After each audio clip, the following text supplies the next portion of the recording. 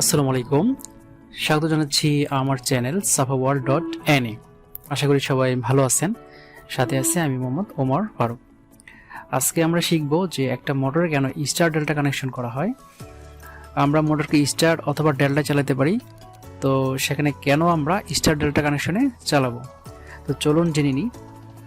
আমাদের প্রথম বুঝতে হবে যে একটি অফ মোটর চালু করার মুহূর্তে, মানে একটা মোটর যখন বন্ধ থাকে, এটাতে যখন আমরা পাওয়ার দিই তখন এটা একটা শর্ট সার্কিটের মতো কাজ করে, অর্থাৎ অনেক কারেন্ট গ্রহণ করে। স্টার কানেকশনের ক্ষেত্রে ভোল্টেজ বেশি থাকে, এই কথাটা মনে রাখতে হবে যে স্টার কানেকশনের ক্ষেত্রে মোটরে ভোল্টেজ অনেক বেশি থাকে এবং কারেন্ট কম থাকে। আর ডেল্টা কানেকশনের ক্ষেত্রে ঠিক উল্টোটা হয়। তার মানে ডেল্টা কানেকশনে কি প্রথমে ভোল্টেজ কম থাকে, তারপর কারেন্ট অনেক বেশি থাকে। তাই মোটরকে প্রথম স্টার কানেকশন এবং পরে ডেল্টা কানেকশন করা হয়।